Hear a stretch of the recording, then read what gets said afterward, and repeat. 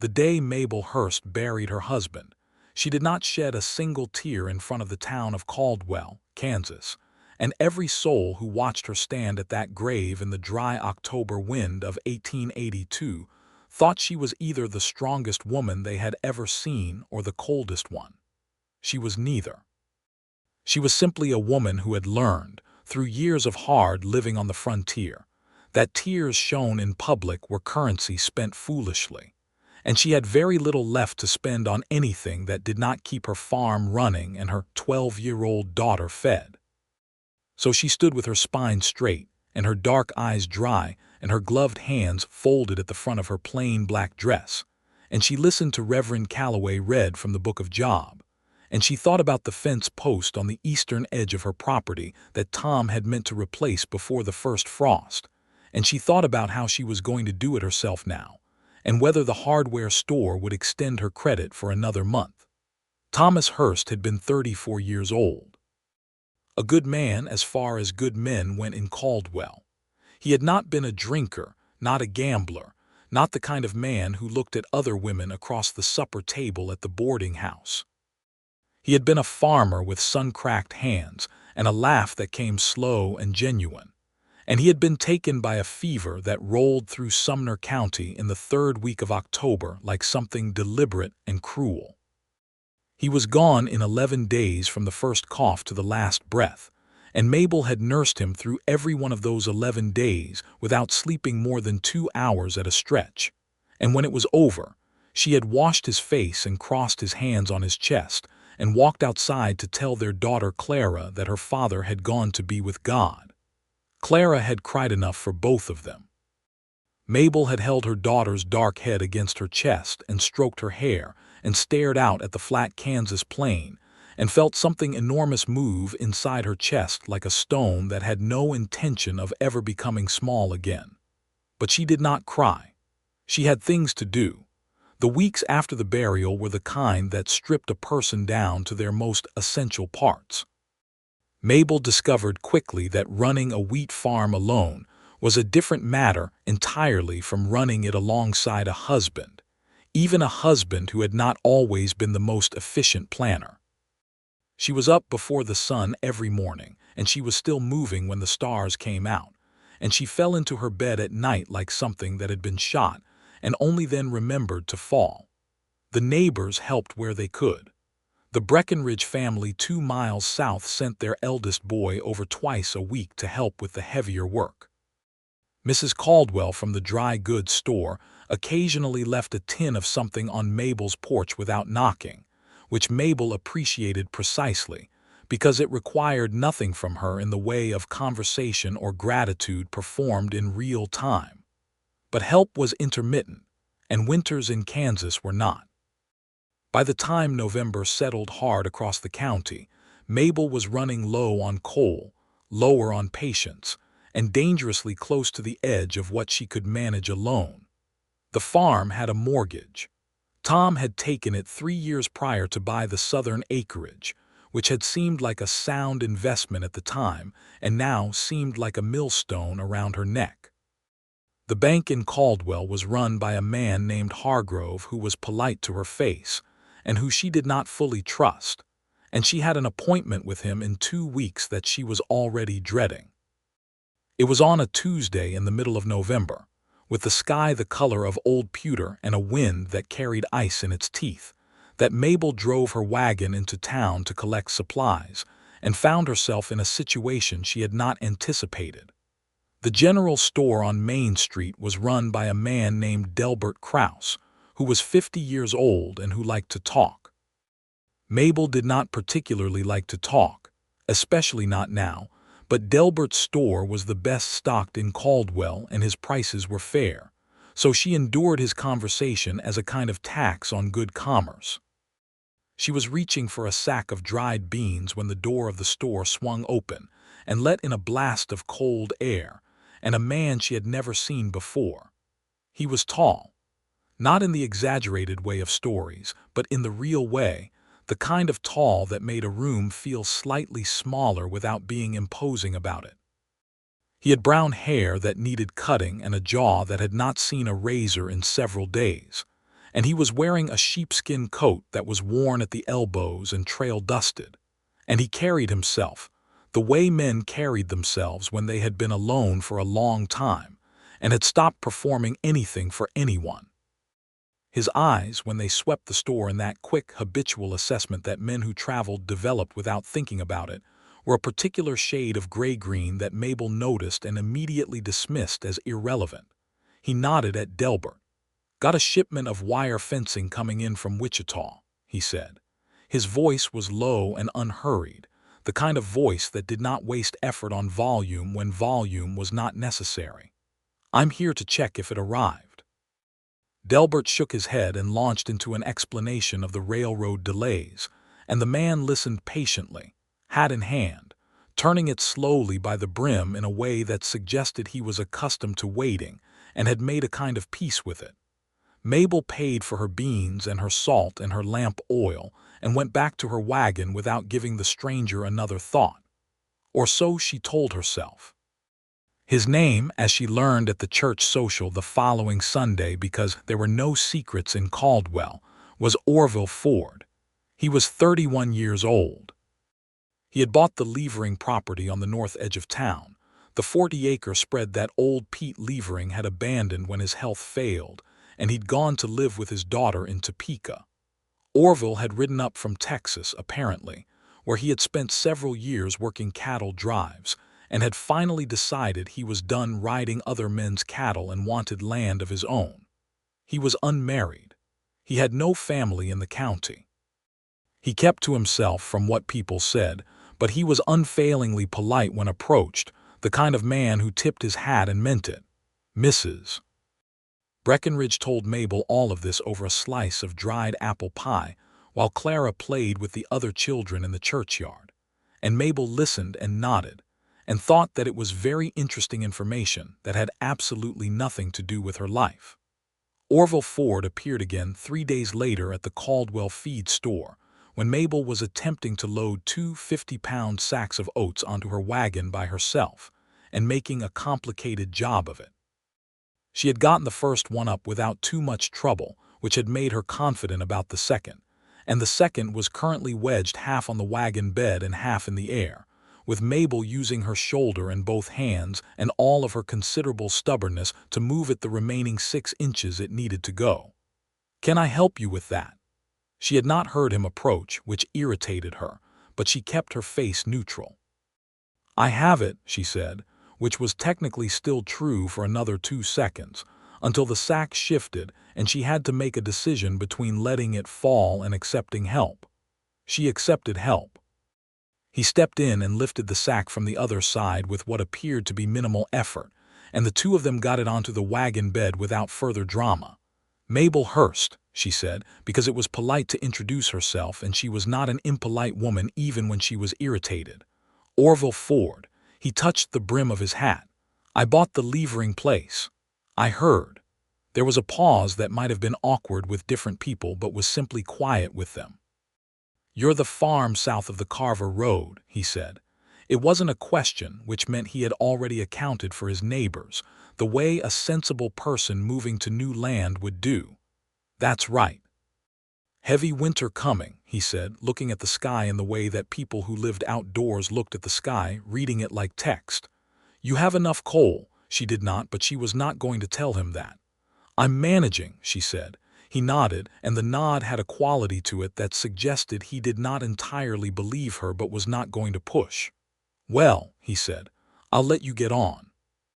He went back to whatever business he had at the feed store, and Mabel climbed up onto her wagon seat and flicked the reins and drove home, and she told herself that he was just a neighbor being neighborly, which was common enough in Sumner County, and meant nothing beyond basic human decency. But she thought about the question about the coal for 3 days afterward, not because it had been intrusive, because it had been kind, and she was finding, in this particular season of her life, that unexpected kindness had a way of catching her off guard in ways that hardship never did. The first week of December brought a snowstorm that arrived without much warning and settled in for 2 days. Mabel kept the stove going and kept Clara doing her schoolwork at the kitchen table, and made a mental inventory of everything she had and everything she needed, and tried not to think too much about the mortgage meeting with Hargrove that was now only 4 days away. When the storm broke and the world was white and blinding and still, she went out to clear the path to the barn and found, to her considerable surprise, that someone had already done it. Not just the path to the barn. The path from the front door to the gate and the coal shed had been shoveled clear, and there was a neat stack of extra wood beside the door that had not been there before the storm. She stood in the cold morning light and looked at all of this, and she felt something move in her chest that she did not quite have a name for. She looked down the lane and saw, just at the turn where the road bent north, a figure on horseback moving away. The sheepskin coat was visible even at that distance. She could have said nothing. It would have been easy enough. But Mabel Hurst was not a woman who took things without acknowledging them, even when acknowledging them required more of her than she wanted to give. She hitched up her wagon the next morning and drove north to the Levering property, which was in the process of being made into something by degrees. She could see that. Fresh boards on the barn, a new hinge on the gate, order being imposed on a place that had let itself go to seed. Orville Ford was at the woodpile when she drove up, splitting logs with the methodical focus of a man who had learned to take real satisfaction in simple, useful work. He stopped when he saw her and rested the axe against the stump and walked over, pulling off his gloves. "Mrs. Hurst, you shoveled my path," she said. She had decided on the drive over that direct was better than circuitous with this kind of man. He looked at her steadily. "Storm was a bad one. You didn't have to do that." "No," he agreed. "But it needed doing, and you've got a girl at home and a lot on your plate right now." He said it plainly, without pity, which was the only way she could have accepted it without her back going up. I was already out with the shovel. She held out the jar of preserves she had brought, blackberry, from the bushes along the eastern fence that she and Clara had picked in late August, when Tom was still alive and the world had still been arranged in a way that made sense. "Thank you," she said. "Don't make a habit of it, but thank you." He took the jar. The corners of his mouth moved in a way that wasn't quite a smile, but was something in that direction. "Yes, ma'am." She drove home, and for the first time in 6 weeks, she felt something that was not quite loneliness and not quite grief and might, if she had been willing to examine it closely, have been the faint and tentative beginning of something else entirely. She was not willing to examine it closely. She had a mortgage meeting to get through first. The meeting with Hargrove went exactly as badly as she had feared. He was sympathetic in the practiced way of men who have delivered bad news, often enough to have developed a smooth delivery for it. The payments on the Southern acreage mortgage were due in February. There was a grace period, technically, but the bank's position was that a farm of her size, operated by a woman alone, was a risk that the board was uncomfortable carrying indefinitely. He was not threatening foreclosure, he said. Not yet. But she understood the shape of what he was saying underneath the polite words, and she drove home from that meeting with her jaw set and her hands tight on the reins, and a plan forming in the back of her mind that she did not like but was beginning to think she might need. The plan, which she did not tell anyone about, was to sell the Southern acreage. 40 acres of winter wheat ground gone. It would pay off the mortgage and leave her with the original homestead which she could manage. It would not be comfortable, but it would be hers and Clara's, and that was the bottom line of every calculation she made. She was going over the numbers for the 4th time one evening, Clara long since asleep, the lamp burning low, when she heard hooves on the frozen ground outside and then a knock at the door. She opened it with a lamp in one hand, because she was a practical woman, and practical women in 1882 on the Kansas frontier did not open their doors at night without light or caution. It was Orville Ford, and his horse had a lame leg, and he looked like he had been riding in the cold for longer than was comfortable. "My mare threw a shoe 3 miles back," he said, "and I was closer to your place than mine by some margin. I apologize for the hour." He said it with the directness of a man who found excessive apology as wasteful as excessive anything else, but who believed in making the necessary acknowledgments. "Could I stable her in your barn until morning?" The horse was favoring her right foreleg. There was no reasonable answer other than yes. "Bring her in," Mabel said. She put on her coat and went out to help him stable the mare, which was a pretty roan animal who did not protest being led in from the cold. While Orville got her settled with hay and water, Mabel examined the hoof and confirmed the shoe was indeed gone and the frog was bruised but not badly. "She'll be fine with rest," Mabel said. "You can go back for the shoe in the morning." "Thank you." He straightened. In the lamplight of the barn, which was small and warm from the animals, he looked tired. Not beaten, but the particular kind of tired that accumulated when a person was doing a large amount of work alone. She recognized it because she saw it every morning in her own mirror. "Come inside," she said before she had entirely decided to say it. "There's coffee still on the stove. It's cold out here." He considered this for a moment as though weighing whether it was appropriate, which told her something about him, and then he followed her inside. She poured 2 cups of coffee and set one on the table across from her, and he sat down and wrapped both hands around the cup and was quiet, which she appreciated. The clock on the wall said 9:10. Through the bedroom door she could hear Clara's slow, even breathing. "You were out late," she said. "I was in town. Lost track of time at the livery, talking with Jim Hester about some fencing issues." He glanced around her kitchen with the brief, assessing look she was beginning to recognize as simply the way he took in the world, not nosiness but awareness. He noticed the papers on the table, which she had moved to the side but not put away. He did not comment on them, which was the right choice. They talked, cautiously at first, the way people talk when they are not sure yet of the other's edges. He told her that the Levering property had needed more work than he had expected, but that it was coming along, that he had the barn solid enough to get through the winter, and the house would follow by spring. She told him a little about the farm, about the winter wheat she had put in before Tom died, about Clara's schooling and the teacher they had at the county schoolhouse who was young and earnest and quite good. He did not ask about Tom directly, which she appreciated more than she would have said. He let her be a present-tense person, which was a gift that most people in Caldwell, well-meaning as they were, had not managed to give her. They all still saw her as the woman at the grave, the woman who had not cried, and they looked at her with that particular mixture of admiration and unease that very composed grief produces in observers. He finished his coffee and stood to go. "I'll sleep in the barn with my mare if that's all right. I don't want to impose on your house." "Don't be foolish," she said. "The settee in the front room is decent enough. The barn is cold." He looked at her with an expression that was difficult to read but had something careful and respectful in it.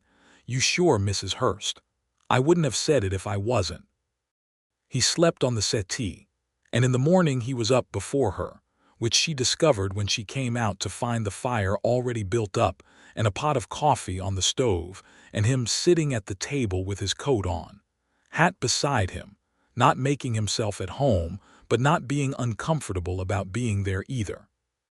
Clara came out and sized him up with the frank, unsentimental judgment of a 12-year-old, and then asked him if he could whistle, because her father had been able to whistle any bird call she named. He said he could try, and he produced a passing imitation of a meadowlark that made Clara smile for the first time in what felt to Mabel like weeks, and Mabel stood in the doorway of her bedroom and felt the stone in her chest shift by a fraction of an inch. He went back to his property after breakfast. 2 days later he appeared at her gate with a fence post on his wagon and offered to replace the broken one on the eastern edge, the one Tom had meant to do before the fever. She did not tell him she had noticed it weeks ago, or that it had been on her mental list every single day.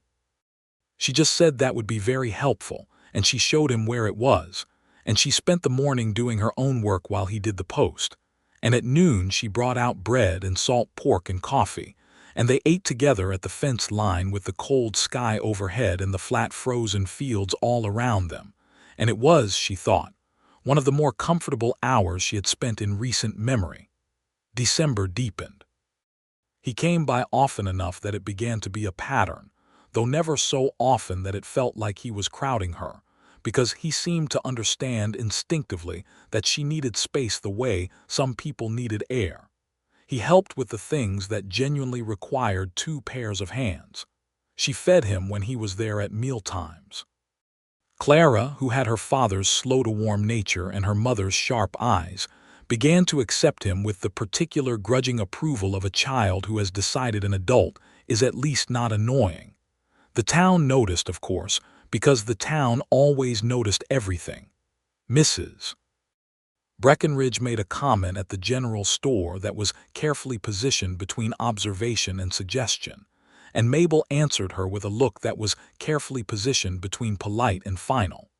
She did not care what the town thought, or rather, she cared in the way that all people who depend on a community for survival care about its opinion, but she refused to let that caring drive her behavior. She was a widow who was accepting help from a neighbor, and if anyone wanted to make more of it than that, the deficiency was in their imagination, not her behavior. This was what she told herself through December and into the first weeks of January, while she worked on her plan to sell the southern acreage, and Orville Ford came by her farm with the quiet regularity of a man who has found a place he likes to be without yet admitting to himself exactly why. The crisis, when it came, was not dramatic. It never was, on the frontier. It was simply the cold arithmetic of a bad situation adding up to an unavoidable sum. On the 15th of January, Mabel received a letter from the bank informing her that Hargrove had been replaced by a man named Reston from Wichita who had reviewed the loan portfolio and was accelerating the payment schedule. The mortgage on the southern acreage was now due in full by the 1st of February, not just the current payment, the full remaining balance. She read the letter twice, standing in the cold by the mailbox, and then she folded it and put it in her coat pocket and went back inside and made herself a cup of coffee and sat at the table and laid out all of her numbers again. She had already been negotiating with a buyer for the southern acreage, a neighboring farmer named Dix who wanted the land, but the sale would take time to finalize, and the 1st of February was 17 days away. 17 days. It was not enough. She sat with this for a long while, and she felt something she was not familiar with, which was a particular kind of despair that comes not from any single blow, but from the accumulation of many, the way a building doesn't fall from one crack, but from 100 of them all deciding to give way at once. She had been strong for so long, and she was still strong. She would not characterize what she was feeling as weakness, but she was very, very tired, and the thing that had been sitting in her chest since October had grown heavier in a way that she had not told anyone about because there was no one to tell.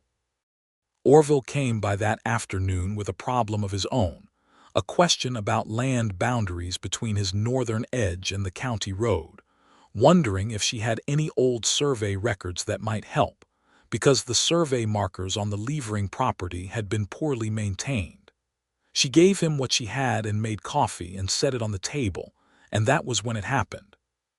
She was pouring his cup, and the letter from the bank was still on the table because she had not had the heart to put it away yet, and she looked at his hands around the coffee cup, those patient and unhurried hands, and she thought about 17 days and the southern acreage and Clara sleeping in the next room and Tom in the frozen ground of the Caldwell cemetery, and the stone in her chest, which had been there since October the 3rd, and which she had been carrying without complaint and without acknowledgement.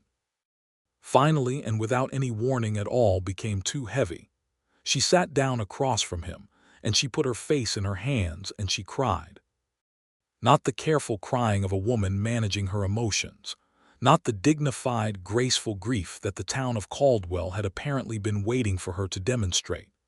She cried the way a person cries when they have been holding something enormous for 3.5 months without ever setting it down, great and racking and utterly without composure, and she hated it and could not stop it and did not have the energy left to try. He did not say anything. He did not touch her. He reached into his coat pocket and withdrew a square of plain cotton cloth, clean and folded, and he set it on the table in front of her without ceremony or commentary. And then he said very quietly, "Take your time." Those 3 words, "take your time," as though he had all of it in the world to give her, as though her falling apart at his table on a January afternoon was not an inconvenience or a burden or an occasion for him to feel uncomfortable and make it about managing his own discomfort with her pain. Just take your time, like she could have as much of it as she needed, and he would be right there when she came back up. She cried for a long while. She picked up the cloth and pressed it against her face and cried until there was nothing left, until the enormous weight had reduced itself. Not gone, but manageable, the way a flooded river eventually comes back to its banks. And then she sat up and pressed the cloth against her eyes and drew in a long, shaking breath, and Orville Ford was still sitting across from her, his coffee barely touched, his expression not pitying and not embarrassed but simply present, the way a solid wall is present when you need something to lean against. "I am sorry," she said, though her voice was steadier than she expected. "Don't be." He said it simply and he meant it simply, and she believed him because he was not the kind of man who said things he did not mean. She told him about the letter. She told him about Hargrove being replaced and the accelerated payment and the 17 days and the Dick's sale that was not going to finalize in time. She told him because she had cried at his table and something had broken open that she could not entirely close again, and because she found, to her surprise, that she wanted to tell him. That telling him felt like something she had been building toward without knowing it. He listened without interrupting. When she was done, he was quiet for a moment, looking at the letter, and then he looked at her. "What does the full balance come to?" she told him. Another silence. Then, "I can lend you what you need to make the payment. You can pay me back when the Dick's sale goes through." She shook her head immediately. "I won't take your money, Orville." "It's not charity," he said. "It's a loan between neighbors. I'll write it up proper if you want, terms and timeline, all of it legal. You keep the land, sell it when you plan to, pay me back. That's a transaction, not a gift." "You've only been here 2 months," she said. "You don't know me well enough to loan me that kind of money." He looked at her with those gray-green eyes in a way that was steady and careful, and had in it something she was not quite ready to name. "I know you well enough," he said. She wanted to refuse again. She turned it over in her mind, the pride of it and the practicality of it, and the fact that she had a daughter who deserved to grow up on a farm that was intact and not carved up by bank decisions made by strangers in Wichita. She thought about Tom, who had been a proud man and had sometimes let pride stand between him and good sense. She thought about what kind of woman she wanted to be. Not a woman who refused help out of pride. A woman who knew what she needed and could accept it with her eyes open and her accounts straight. "I'll want it written up," she said. "Terms and timeline, everything formal." "Of course." There was that not quite smile again, and she felt something move in her chest that was not the stone. It was something lighter. They wrote it up the following morning at her kitchen table, Clara at school. Both of them bent over the paper with a legal clarity that was in some ways more intimate than any conversation they had yet had. 2 people laying out the exact terms of trust between them. He had the money in the Caldwell bank from his cattle-driving years, savings accumulated the hard way over a long time, and he transferred what she needed within the week. She made the payment to Reston's man from the bank with 2 days to spare, and the farm, all of it, remained hers. The Dick's sale was finalized at the end of February. She paid Orville back in full, every cent, on a cold afternoon at his kitchen table with a bank draft, and a handshake that lasted a moment longer than strictly necessary. He looked at the draft and then at her, and neither of them said anything for a moment, and the kitchen of his farmhouse, which he had been steadily making habitable through the winter with the same patient consistency he applied to everything, was warm and smelled of coffee and cut wood, and Mabel thought that this was a good house and that he had done well with it. "Thank you," she said, "for all of it." "You would have found another way," he said. "I might have," she agreed. "But this way was better." He walked her out to her wagon and stood at the gate while she drove away, and she did not look back, but she felt him standing there, and she thought that feeling was going to be with her for a while. Spring came to Kansas the way it always did, reluctantly at first, and then with sudden conviction. The frozen ground went soft, and the fields began their slow greening, and the sky changed from that particular winter pewter to something more complex and alive. Mabel put in her spring crops with a determination that felt different from the grim necessity of the previous months. She was still managing alone, still measuring everything against what she had, but she was no longer only surviving.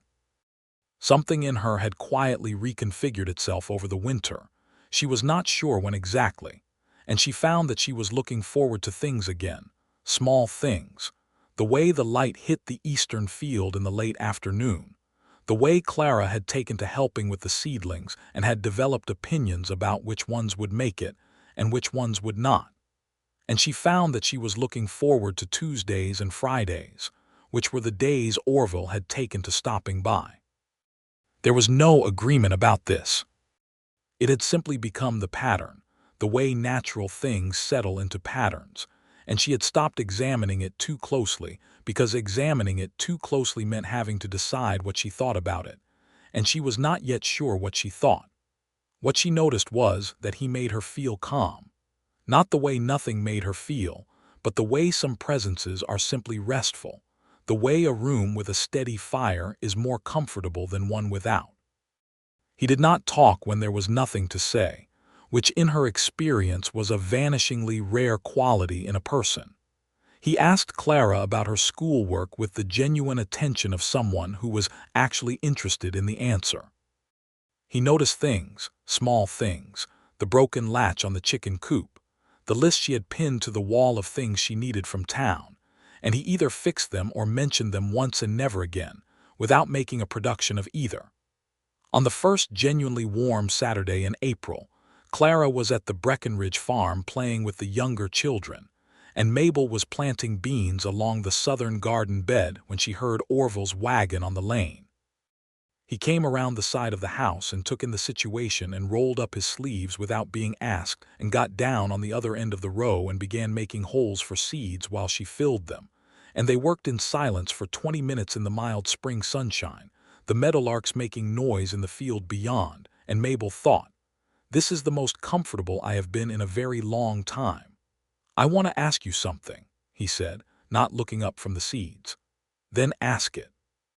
He sat back on his heels and looked at her, and she could see in the set of his expression that this was something he had been carrying for a while and had finally decided to set down. "I would like to take you to supper at the Elkhorn restaurant, if you're willing." The Elkhorn was the best restaurant in Caldwell, which was not saying a great deal since Caldwell was not a large town, but it was decent and respectable, and going to supper there with a man was an unambiguous kind of declaration in a community the size of theirs. She looked at him for a moment. He met her gaze without deflecting, without making her feel like he was asking for more than he was asking for. He was asking for one supper. He was not asking her to rearrange her whole life, though they both understood that this was what the question was really about, whether she was willing to let the thing between them be acknowledged as a thing. "Saturday next," she said, "Clara will be at the church social." His expression did exactly what she had hoped it would, which was change in a way that was real and unperformed. "Saturday next," he agreed. The supper at the Elkhorn was the talk of the town for approximately 4 days, which was how long any piece of social information held the community's full attention before something new came along to replace it. Mabel wore her second-best dress, which she had taken in slightly at the waist and pressed until it was presentable, and she arrived to find Orville already there, in a clean shirt and jacket that he had clearly pressed himself, his hair cut at last, and she thought he looked like a man who had taken care with himself without trying to look like something he was not. They ate roast beef and corn and fresh bread that the kitchen had produced with more effort than was customary, and they talked in a way that was different from the talking they had done all winter. That had been the talking of neighbors. This was something else. He told her about growing up in Missouri, a farm boy who had gone west at 18 with his older brother for reasons that had seemed compelling at the time, and that he looked back on now with affectionate exasperation. His brother had gone back to Missouri eventually, married, settled, content. Orville had stayed west because the West was in his blood by then, the big sky and the distance and the particular quality of a horizon that had nothing between it and you. She told him about coming to Kansas from Indiana with Tom, the year they were married, 1869, when she was 22 and Tom was 24, and the frontier had seemed like an adventure and the land had seemed like a promise. She did not speak of Tom with bitterness or with excessive reverence. She spoke of him the way you speak of someone who was real and present and then was gone, with the fullness of both things held at once. Orville listened, and she felt that he was listening not just to what she said, but to what she was telling him about herself, about how she understood loss and time and the obligation of continuing to live. When he walked her to her wagon afterward, and the April night was soft and full of the sounds of a Kansas spring, he stopped at the wagon and looked at her and said, "I had a very good time, Mabel." She had told him some weeks before to use her Christian name.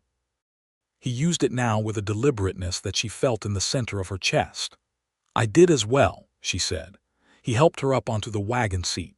His hand at her elbow was very correct and very warm, and she thought, on the drive home with the stars overhead and the fields dark on either side, that she was going to need to stop pretending she did not know exactly what this was.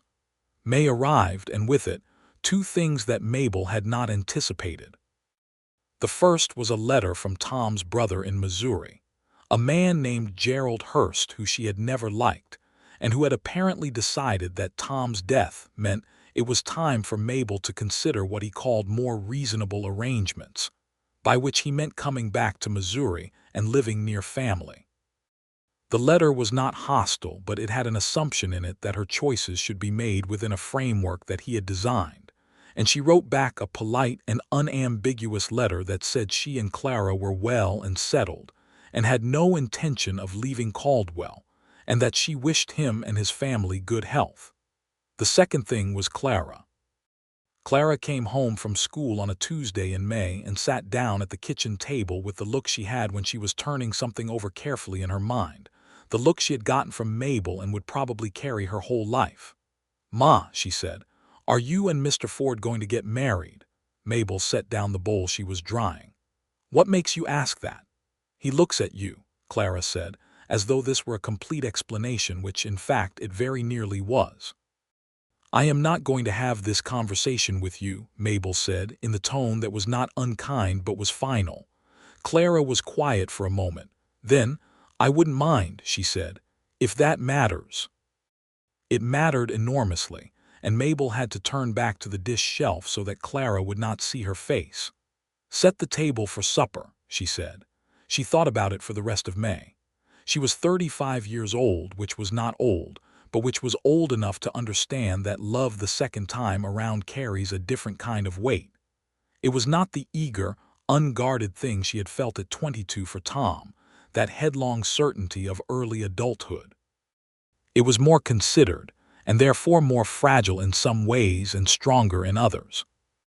She had more to lose now, a daughter, a sense of herself as a person who had survived and built something out of survival, and she was cautious because cautiousness was a survival trait she had earned. But she was not closed. That was what she kept coming back to. She was not closed to this. And Orville Ford was not pressing her, was not crowding her, was not making the situation into something it needed to be before it was ready to be that thing.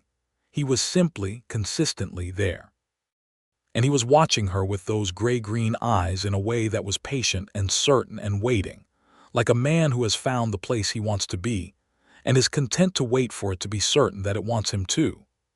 He kissed her for the first time on an evening in June, at the gate to her farm, after he had helped her bring in a calf that had gotten loose, and they were both dusty and tired, and laughing at the calf's insistent resentment of being caught. They were standing at the gate, and he said something about the calf's particular opinion of the proceedings, and she laughed, really laughed, the first full and unguarded laugh she had heard from herself in almost a year, and he looked at her when she laughed with an expression that was openly and entirely what it was, and then he leaned in and kissed her, briefly and gently, and pulled back and looked at her. She kissed him back, less briefly. After that, things moved with the particular momentum of a situation that has been holding itself in check for a long time and has finally been given permission to proceed. They were not careless about it. She was a widow with a daughter in a small town where people noticed things, and she was aware of the importance of how this was handled.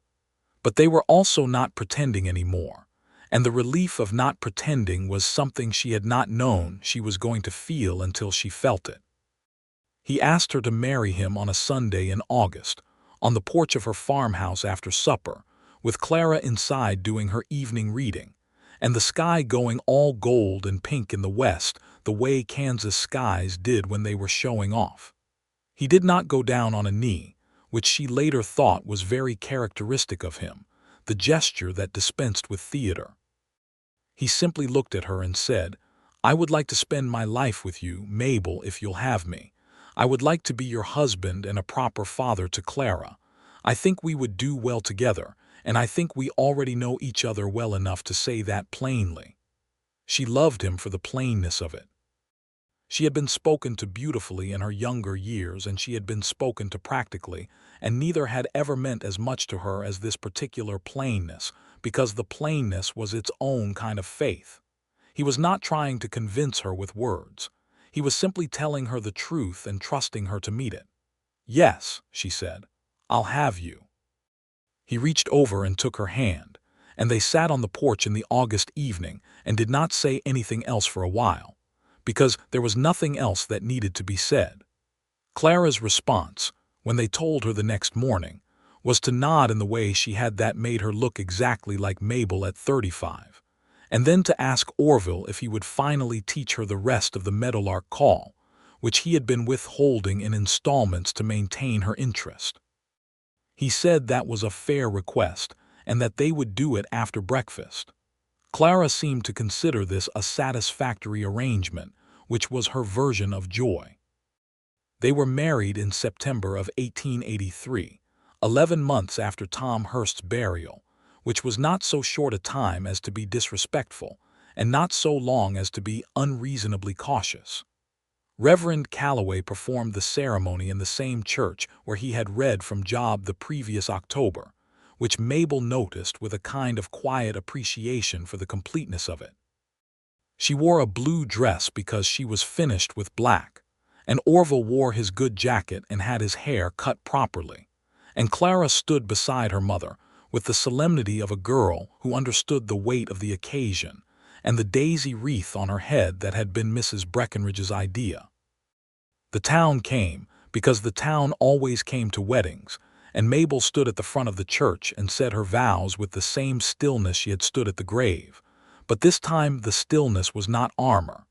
It was simply the outside of something very full and very warm that she was carrying in the exact place where the stone used to be.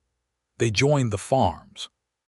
It made practical and geographical sense, Orville's property to the north and Mabel's to the south, and a man with management of both had a real holding, something to build on. He moved into the Hurst farmhouse because it was better built and larger, and because Clara's home was there, and he invested the improvements he had made to the Levering property into the combined land, with the equanimity of a man who did not need a building to prove what he owned. He knew what he had, and it was not a structure. The first winter they spent as a family was different from the winter before. Not easier in terms of the work, because a Kansas winter in the early 1880s was never easy, but different in the texture of the days. There was someone to talk to in the evenings. There was someone whose weight on the other side of the bed she felt without being startled by it, and then felt so familiar with that its absence on the rare nights he was away was itself strange. There was someone who told Clara stories after supper, long wandering stories about cattle drives and river crossings, and the particular character, of a Texas Longhorn who had once tried to steal his hat, which Clara received with increasing credulity and which Mabel suspected were at least partially fictional. Clara turned 13 in November and was growing into herself with the focused determination of a girl who had decided early that the world required a certain quality of attention if you were going to navigate it well. She was smart and particular and not always easy, because she was her mother's daughter, but Orville treated her difficulty as a feature rather than a problem, as evidence of a mind worth engaging, and this made all the difference. Clara did not replace the grief of losing her father. She simply, by degrees and without announcement, began to love Orville Ford in the way that children love people who show up reliably and treat them as worth their time. In the spring of 1884, Mabel discovered she was expecting a child. She told Orville in the kitchen on a Wednesday morning with the matter-of-fact delivery of a woman who has been through this before and knows what it involves, and the expression on his face when she told him was something she kept in a private part of herself and took out occasionally for the rest of her life. He was not extravagant about it. He was simply, completely, and without reservation happy in a way that was entirely real. The pregnancy was not comfortable. She was 36, which was not an uncommon age for a frontier woman to be having children, but which meant her body approached the whole enterprise with a certain amount of protest. She continued working through most of it because she was constitutionally unable to do otherwise, though Orville and Clara both conspired against her in the matter of heavy lifting with a coordinated persistence that she found both irritating and touching. By late autumn, she had reached the stage of the pregnancy that made everything else feel abstract, when the world narrows down to the single, enormous physical fact of the life you are carrying. The baby arrived in January of 1885, which was not the month either of them had hoped for, because January in Kansas was January in Kansas. Mrs. Breckenridge came to help, and Clara was sent to the Breckenridge farm for the duration, and Orville spent several hours in the front room pacing in a way that he later categorically denied. The baby was a boy, healthy and loud, and with a quantity of dark hair that was clearly his mother's contribution, and Mabel held him against her chest in the small hours of a January night, and thought that she had not known she was going to feel this particular fullness, that it was possible to love two things fully at once without diminishing either. They named him Samuel Thomas Ford, the Samuel for no particular reason except that it sounded right to both of them, and the Thomas because Mabel wanted Clara to know that her father was remembered and honored and woven into the fabric of this family, even as it grew into its new shape. When Orville came in and she put the baby into his arms for the first time, he sat down very carefully in the bedside chair and looked at his son with an expression that was more naked than anything she had seen on his face before. He was not a demonstrative man in the common sense. He expressed himself through consistency and action and the quality of his attention. But in that moment with the baby in his arms, he was simply undone, quietly and completely, and he did not try to be anything else. "Samuel Thomas," he said, as though making the name real. "Thomas for Tom," she said. "I hope that's all right." He looked at her. "It's more than all right," he said. "It's right." Clara came home the next morning and stood in the doorway of the bedroom and looked at her baby brother with an expression that moved through several stages before settling on something that was private and complete and entirely hers. Then she came forward and held him with the careful formality of someone who understood exactly what they were holding, and the baby gripped her finger with the unthinking certainty of new life, and she looked up at Mabel, and there was in her face something that Mabel recognized as the beginning of the next chapter of Clara's life, the one in which she understood what family meant, and that it could be both broken and rebuilt and be real in both its forms. The years that followed had the quality of good years, meaning they were full and various and not without difficulty, but the difficulty sat inside a structure that was solid and could hold it. The farm thrived. Orville had a management ability that combined practicality with a long view. He did not make impulsive decisions. He thought carefully about the land and what it needed and what it could produce. And he was also willing to try things, new crop rotations, better fencing systems, a windmill for the well that made the dry summers considerably more manageable. The combined property grew its reputation in Sumner County as a well-run operation, which mattered in practical terms and also in the simpler terms of a man and a woman being able to look at what they had made together and feel that it was good. Caldwell itself was changing in those years. The cattle drives that had made the town a rough and sometimes dangerous place were winding down by the mid-1880s as the rail lines moved, and the open ranges were fenced, and the era of the great cattle drives came to its conclusion with the particular bittersweet finality of things that are economically replaced. The town was becoming something different, more settled, more domestic, the saloons gradually giving ground to churches and schools, and the concerns of people who intended to stay. Mabel watched this happen with the interest of a woman who had arrived on the frontier with a husband and a hope, and had stayed through everything the frontier asked of her, and she felt a certain rightness in the settling. She thought sometimes about the injustices of those years, the things that the great westward movement had cost people who had not been consulted about its terms. The Comanche and the Kiowa and the Cheyenne, the tribes of the southern plains who had been driven from their territories by the combined forces of the buffalo hunters and the army and the railroad, reduced to the confinement of reservations by the time Mabel was navigating her first years in Kansas.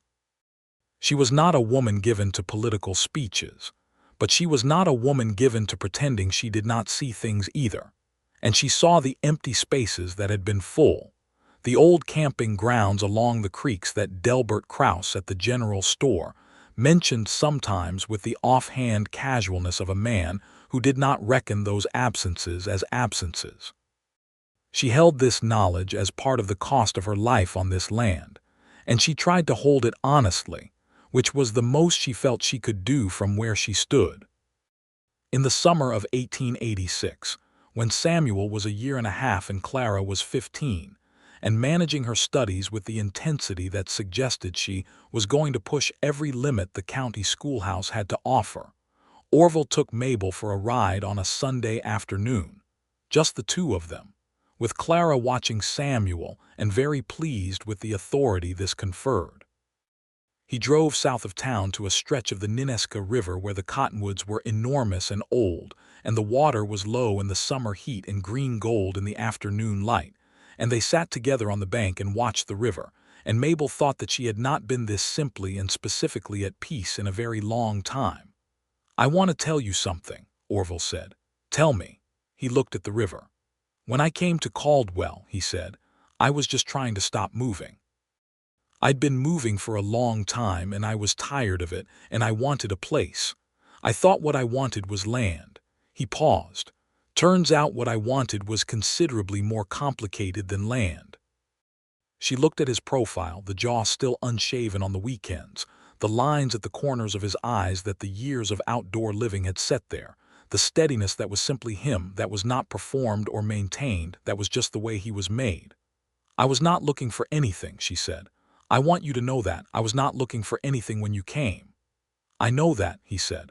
"But I found it anyway," she said. "You and everything you brought with you, I found it anyway."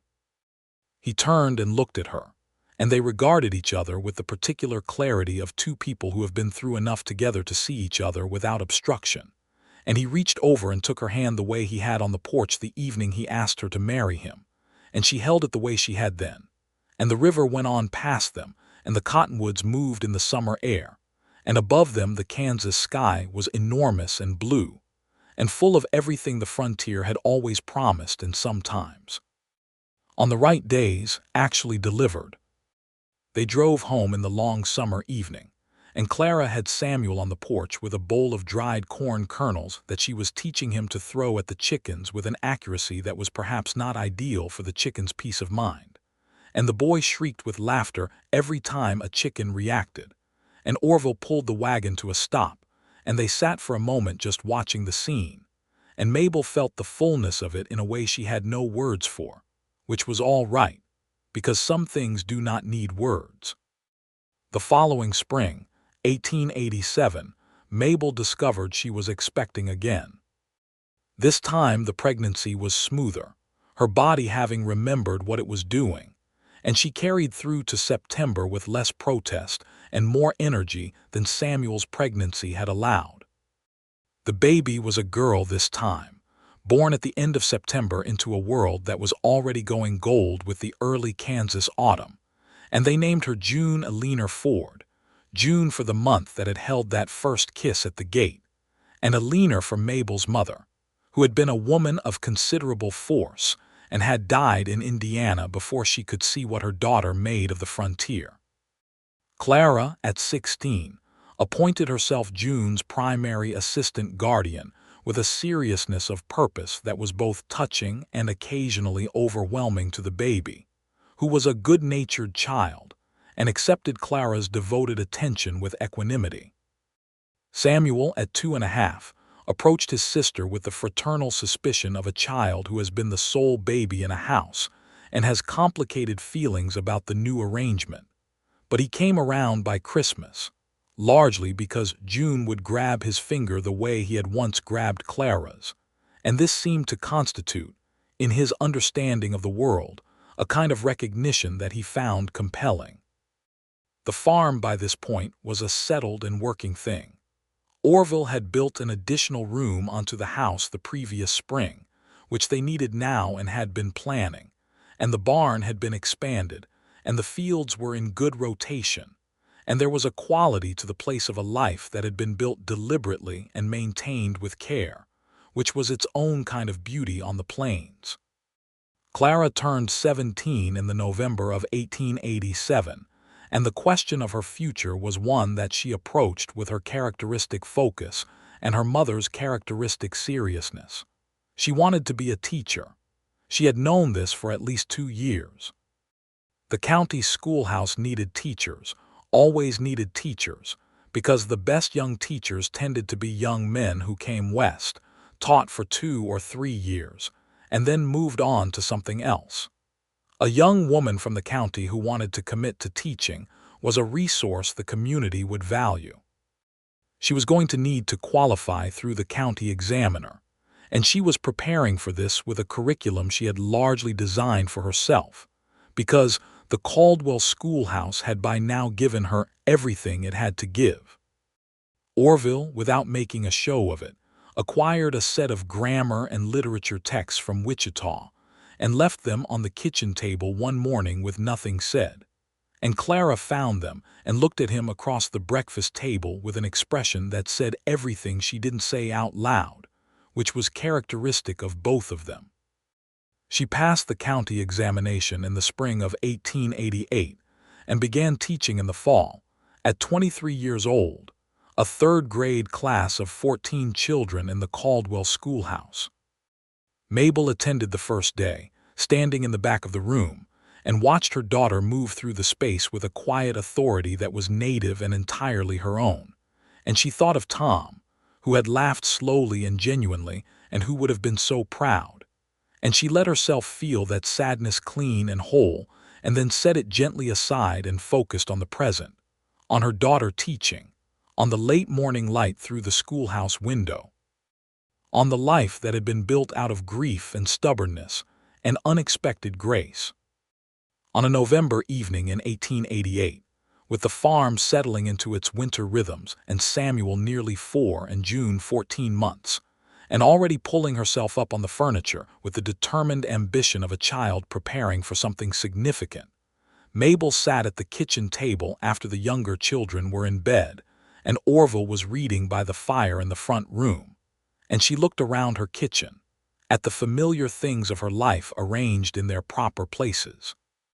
The preserves on the shelf and the good pots on their hooks, and the quilt Clara had made last winter folded over the chair back, and the lamp burning steady and yellow in the dark. She thought about the letter from Gerald Hurst, Tom's brother, who had written again that past spring to inquire how they were getting on and who had. She could hear it in the careful sentences, adjusted his expectations to include Orville, and accepted the reality of the life she had made. She thought about Hargrove and the bank and the 17 days and the cloth folded on the table, and she thought about what it meant that the biggest turning point of her life had been a moment of breaking down rather than a moment of strength, and that the two were not actually opposites. She had been proud of not crying in public. She had believed that composure was what the world required of her, and that providing it was a kind of integrity. And she was still that woman in the important ways. She was still a woman of considerable composure and practical intelligence, and the ability to manage enormous things without falling apart at the wrong moments. But she understood now what she had not understood then, that the composure was never the point. The composure was just the container.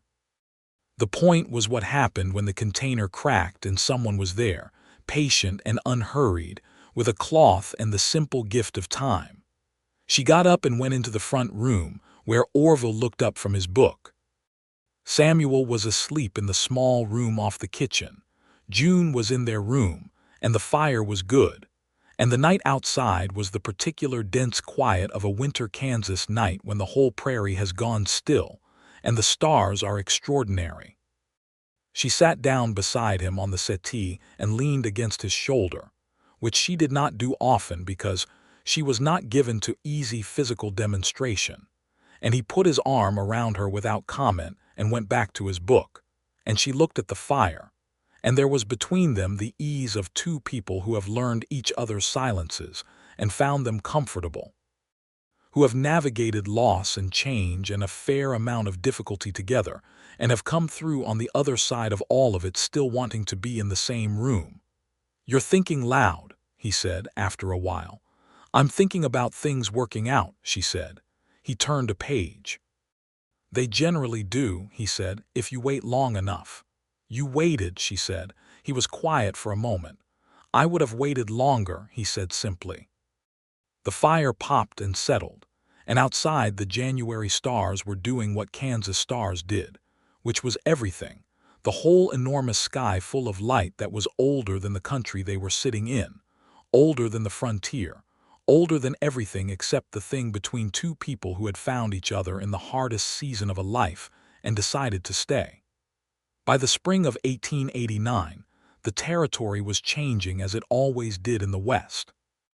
Oklahoma was about to open for settlement, and the land runs were being talked about in every feed store and church pew and general store in Sumner County, men calculating the possibility of new acres, new stakes, new beginnings. Orville followed the news with interest, but without the fever that gripped some of their neighbors, men who were selling everything and heading south for the chance at the first claim in new territory. He discussed it with Mabel one evening with the honest straightforwardness she had come to depend on. "We have good land," he said. "We've worked it, it knows us. I'm not going to chase more for the sake of more when what we have is real." She had already decided this, but was glad to hear him say it. "No," she agreed. He had a good head for what was enough, which was not a common quality. The farm that spring was producing well, the combined acreage managed with care and intelligence, and they were not wealthy but they were solvent and stable, and the children were fed and clothed and educated, and the mortgage, Tom's old mortgage, was long since paid and gone. The farm belonged to them without asterisk or qualification. June took her first steps in May of 1889, 17 months old, crossing the kitchen with the fierce concentration of a person who has decided that walking is happening today regardless of anyone's opinion about it. Mabel caught her on the third attempt, and Samuel watched from his chair at the table with the expression of someone who understood the significance of the moment and was preparing a commentary. Orville came in from the barn just in time to see the fourth attempt succeed completely, June all the way across the kitchen floor on her own, and he picked her up, and she grabbed his face with both hands in the way she had, and he laughed, full and unguarded, and Mabel stood in her kitchen and held everything about that moment in her memory as carefully as she had ever held anything. Clara was engaged by the end of 1889 to a young man from the county named William Garrett, who taught mathematics in the Wellington schoolhouse and who had the combination of qualities Clara required, which was to say intelligence and patience and the specific emotional courage to be in a relationship with a woman of her particular intensity. He was 26. She was 22. They were well matched in the way that people are well matched when they have thought carefully about it rather than simply felt their way into it, though Clara had felt her way into it too, which she admitted only to Mabel, on an evening in November when they were putting up preserves and the younger children were with Orville, and Clara said, "He makes me feel like I don't have to manage everything alone, Ma. Is that what it was like?" And Mabel thought about a January night and a folded cloth and 3 words, and she said, "Yes, that is exactly what it was like." They were married in the spring of 1890, Clara in white in the Caldwell church, Mabel in the good blue dress that she wore for the important occasions of her life, and Orville walked Clara down the aisle because she asked him to and because it was, in every sense that mattered, the right thing. And Mabel sat in the front pew with June on her lap and Samuel beside her with his knees swinging. And she watched her daughter marry a good man, and felt the particular bittersweet completeness of a parent watching a child become fully themselves. After the ceremony, when the reception was happening in the church hall and Samuel had eaten enough cake to present a structural concern, Mabel found herself standing with Orville near the window that looked out over the Caldwell Street, and he was watching Clara across the room, and his expression was the quiet pride of a man who knows what he was given when he was given it. "You know," Mabel said, "when you came into Delbert's store that first day, I thought you were just passing through." He looked at her. "I might have been," he said, "if you'd lived anywhere else." She shook her head slightly, not denying it exactly, but finding his certainty, even retroactive certainty, to be characteristic and true to form. They went home that evening with Samuel half asleep against Orville's shoulder and June fully asleep in Mabel's arms, and the May night was soft and the farm was waiting for them the way it always was, solid and theirs, and the lamp in the window that Clara had lit before leaving for her own new house with William burned steady in the dark. The decade that followed was the fullness of what they had built. Samuel grew into a boy who had his father's patience and his mother's observational precision, and who took to the farming with the focused affection of someone who has understood from early on that the land is not just ground but relationship. He was out with Orville by the time he was 7 with genuine purpose, not just following, but learning, asking questions that Orville answered with the serious attention he brought to everything worth attending to. June was a different creature, more like Clara in some ways, more verbal and more inclined to perform the world back to herself through story and song, and she kept Mabel's kitchen lively in the years when Samuel was out with Orville, and the house might otherwise have gone quiet. She started school in the fall of 1892, and took to it with the enthusiasm that characterized her approach to almost everything, and came home every afternoon with news of her day, delivered at a pace and volume that Mabel found simultaneously exhausting and delightful.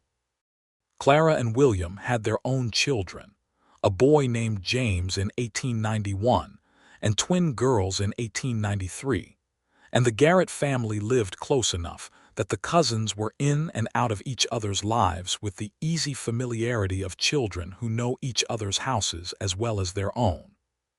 Sunday dinners at the Ford farm became the event of the week. Clara and William and the babies, sometimes the Breckenridges, sometimes Orville's neighbor from the old days, Jim Hester from the livery, who had become a genuine friend and who ate with the enthusiasm of a bachelor who had been eating his own cooking for too long. Mabel stood at the head of her table in those Sunday moments and looked at the people gathered there, and thought of the October morning 7 years before when she had stood at a grave in the cold wind with her spine straight and her face still, and her heart quietly breaking in a way she had not allowed anyone to see. She thought of everything that had been between that moment and this one, The long Kansas winter and the coffee at the kitchen table in 17 days, and a folded cloth and 3 words that had changed everything. Tom was in the world still, in the way that the dead are in the world, in Clara's eyes and Samuel's name, and in the photograph on the mantelpiece that the children all knew without needing to be told who it was. He was not an absence that needed to be filled. He was a person who had been and who was remembered, and the life Mabel was living was not a replacement of the life she had lived with him, but a continuation. Something new grown from the same ground with new weather and new seasons, and its own particular and irreplaceable shape. Orville came up beside her one Sunday evening after the guests had gone and the children were in bed, and he looked at the cleared table and the good kitchen and then at her, and he said nothing because nothing was required. She took his hand. He held it the way he always held it, steadily and without performance, and the lamp burned on the table, and outside the Kansas night was doing whatever the Kansas night was doing. And Mabel Hurst, who was Mabel Ford now by name though she had never needed a name to know who she was, felt the fullness of her life in the way that the best lives are felt, not as triumph or as resolution, but as something ongoing and complete, a river that is full and moving and is exactly where it means to be.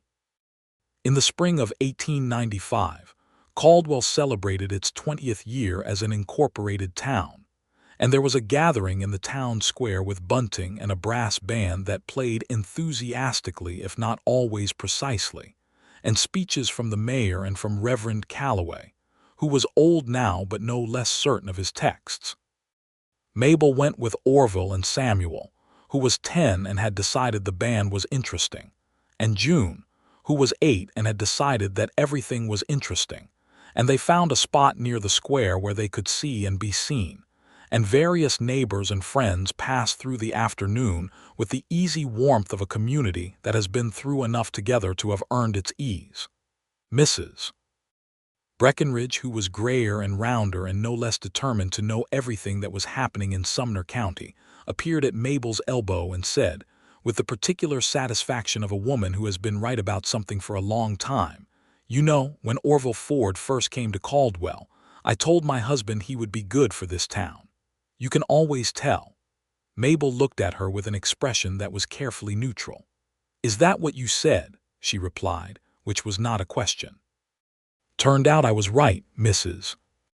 Breckenridge said, and looked at Orville across the square where he was explaining something about the trombone to a very interested Samuel, and smiled with unabashed self-satisfaction before moving on to her next conversation.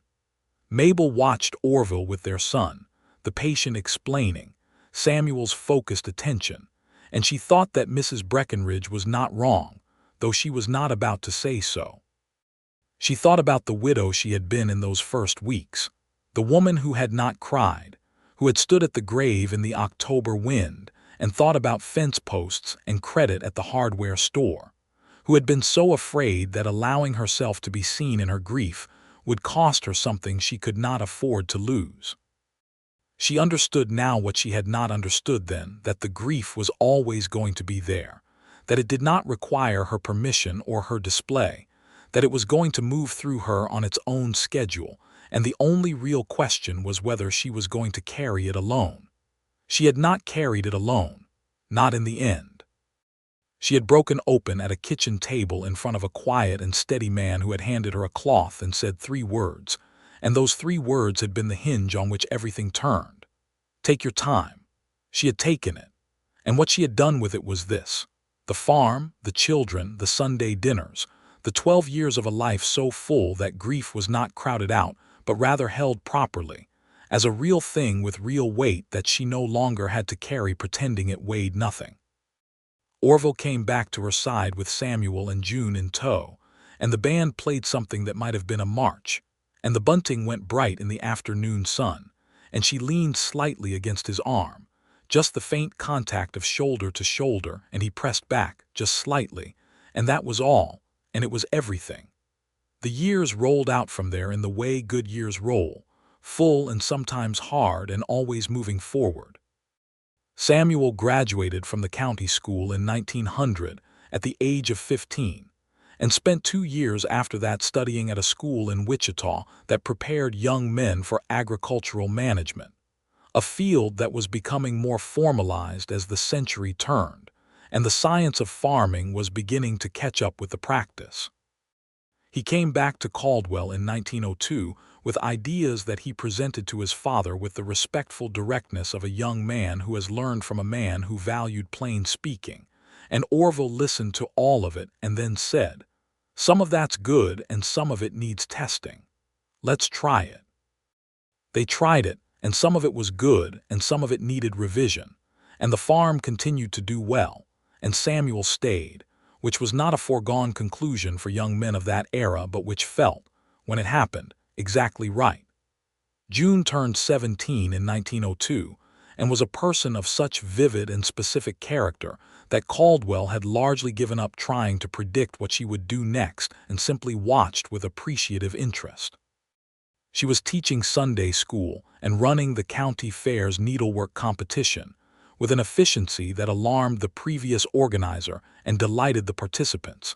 And she had opinions about everything from local governance to the treatment of the Mexican laborers who had begun coming north to work the harvests, opinions that she expressed with her mother's quiet directness and her father's patience, and a combination of both that was entirely her own. Clara's oldest, James Garrett, was 11 in 1902 and already showing the particular signs of a child who was going to be a great deal like his grandmother, the observational precision and the spine of it.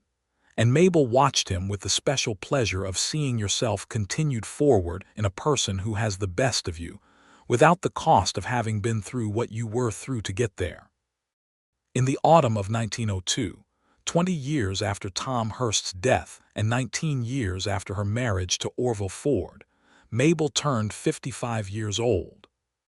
She was gray at the temples and the work of decades showed in her hands and in the lines of her face, and she was entirely herself, had been entirely herself every day of those 20 years, had never once stopped being the woman who stood at the grave without crying, and who had cried at the kitchen table, and who had built a life out of both of those things.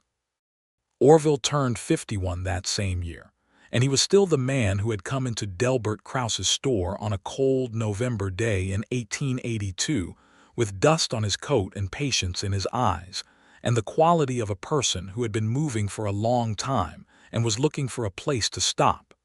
He had found it. He showed no signs of wanting any other. On the evening of Mabel's birthday, the family gathered at the farm. Clara and William brought the 3 children, James and the twin girls who were 9 now, and had been named Ruth and Harriet, and who had strong opinions about everything, which they came by honestly. Samuel was there, and June, and Jim Hester from the livery, who was grayer and happier than he had any right to be, and who brought a bottle of good whiskey that he shared with Orville and William on the porch, while the women organized the supper. Mrs.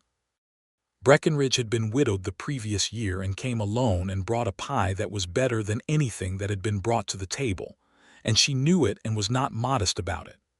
After supper, when the younger children were running in the yard in the autumn dark, and the adults were around the table with coffee and the remains of the pie, Clara looked at her mother and said, "Tell us something, Ma. Something true." It was the kind of request that only a daughter could make of a mother, and only a particular kind of daughter of a particular kind of mother. Mabel looked at the table and the people around it, and then she looked at Orville, who was watching her with the same steady gray-green patience he had watched her with for 20 years, and she thought about what was true, what was most essentially true about all of it, and she said, "The thing about grief is that it doesn't go away. It just finds its proper size. And the thing about love is that it doesn't always look like what you expect. Sometimes it looks like someone sitting quietly at your table while you fall apart, and handing you a cloth." There was a silence around the table that was the good kind, the kind that comes after something real has been said and requires a moment to land. "And saying take your time," Orville said, quietly completing it, and he was looking at her with everything in his face that he had ever felt, clear and present and unhurried, the way he had always been. She held his gaze across the table. This man she had not been looking for. This man who had come into her life in the hardest winter of it and had stayed with the simple certainty of something that knew where it belonged. And she thought that if she lived another 50 years, she would not find a better word for what he was to her than exactly that. The children ran in from the yard, trailing autumn air and noise, and June scolded Samuel for letting the youngest Garrett girl get her dress muddy, and Clara laughed and William poured more coffee, and Mrs. Breckenridge said something to Jim Hester that made him turn red, and the lamp burned on the table and the farm settled around them all like something that had always been exactly what it was. And Mabel Hurst, who had stood at a grave without crying and cried at a kitchen table, and married a man who understood that both of those things were necessary, sat at the center of everything she had built and felt, at 55 years old, in the autumn of 1902, in Caldwell, Kansas. On the last settled edge of what had once been frontier, the specific and irreplaceable piece of a life that had been lived all the way through. She reached across the corner of the table and put her hand over Orville's, and his hand turned under hers and held it, and the room was full of the sound of family, and it was enough. It was everything. It was exactly right.